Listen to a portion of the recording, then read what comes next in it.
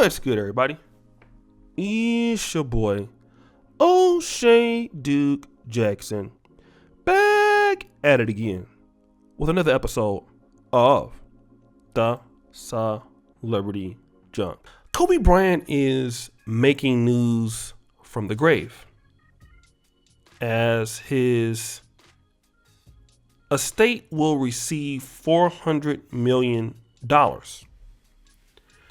Now, why is this? Because Coca-Cola has bought full control of the sports drink maker in a $5.6 billion acquisition. And Kobe Bryant, for those who didn't know, put in $6 million in 2014.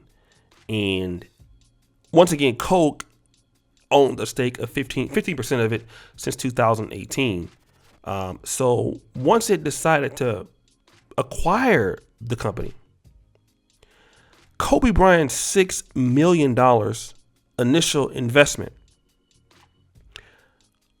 got his estate $400 more million. Okay. And, obviously, Kobe Bryant was quite the, businessman. He had a media production company. He had a venture capital fund and things like that. But I think the reality was, Kobe Bryant is married to a Hispanic lady. Now, his estate was worth $600 million at the time of his death. Okay. And now we'll see another $400 million from the deal. Okay. So it's possibly, no matter how much money they have left, probably about $1 billion. And the question that I got today in an email was, what were my thoughts? And I believe my thoughts go back to what happened when he died. Because not most, because you had a lot of black women who were respectful, but you had some women who had a problem that he left this non-black woman all of this money. Okay? Like, he died, his wife is not black. Why isn't his money going back to a black woman or to the black community? And let me just say this. I am a pro-black. I definitely believe if you're going to get married, marry somebody from the African-American community, or if not, the other, ethnic groups within our community or within our diaspora. I totally get it. But see, the situation is, let's take Kobe Bryant and just use him as an example, rather, for what we're going to talk about. The kind of men who are thinking like Kobe Bryant. All right. And I'm not saying that you don't have black men who are not rappers who don't invest, because obviously Jay-Z has investments and you have some guys who are Pookie and Ray Reyes that have investments, right? But for the most part, for the men that want to make investments with their money and not buy, a lot of jewelry, a lot of shiny stuff and things like that. The question is to you in the African-American community, how many types of women are really interested in a man like that? Something they may say, and some very well may be interested, but from guys' real anecdotal experience, what many black men will tell you is that, well, black men like Kobe Bryant that have this sort of business IQ, and he's not out here wearing jewelry, he's not out here being flashy. And if he's a guy that's kind of a nerdy guy or whatever, not a guy with a lot of charisma, he can speak multiple languages, well, then the odds are going to point to this guy is probably not going to be dealing with a woman in the African-American community. He probably won't be dealing with a black woman at all. And such is the case in Black America because, again, these are the kind of guys that are not being promoted. And I think black men, I agree with George Macon, that, we should, try to elevate guys that are doing the right thing.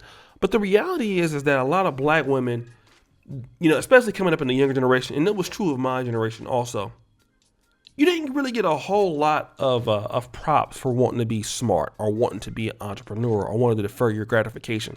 If you have $6 million in the bank, or you have an investment, not to even save that money and have it to invest is not really looked up at as cool.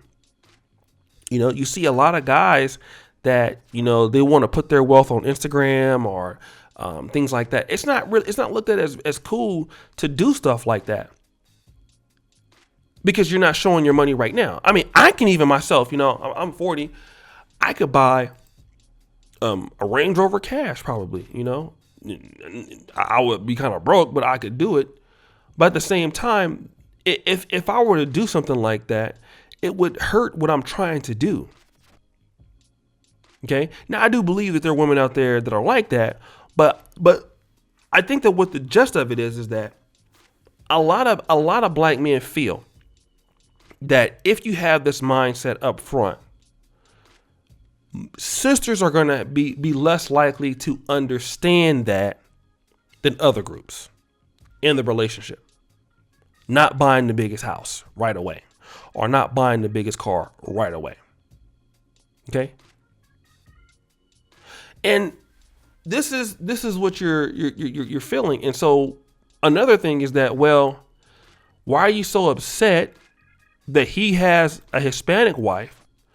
Where, you know, when you don't want to date somebody like Kobe Bryant. Now, just to be fair, somebody like Kobe Bryant or Michael Jordan, you know, guys like that, I mean, they wouldn't have any problem dating any woman in the black community for sure. I think what happens is that guys who are average and are more like them in technical sense, in investments, in wanting to be an investor, wanting to be that primarily, it seems like as you want to do that, your options are limited, and it's only until you have made it and you have really gotten successful, then here comes those people. And that's one thing about being a man, is that if you can become, you know, very successful, very rich, you know, and no matter how much of a nerd you are, that once you can get there, then it's like, okay, well, you're cool, right? But then if you're not there already, it's a problem, you know?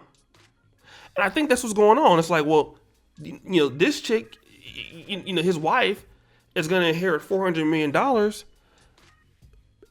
And to be honest, I don't think a lot of black women would have been interested in Kobe Bryant outside of the fact that he was a basketball player. That could be the case, you know? And I think it just goes to show that a lot of women are going after the guys that have some of the shiny stuff.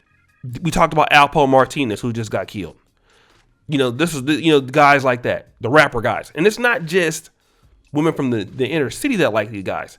It's women from all over black America that's dealing with these guys. You know, you have women that are accountants, women that are lawyers, some that are doctors, right? And that's the situation.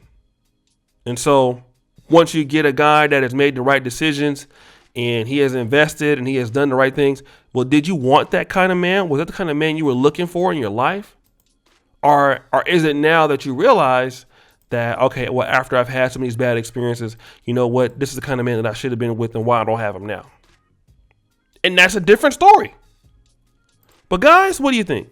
It's your boy, O'Shea Duke Jackson, back at it again with another episode of The Celebrity Junk. I really appreciate you for all that you do. Subscribe, hit the bell, check out the first comment at the top. And as you know, the buffoonery remains at an all-time high. I'm out.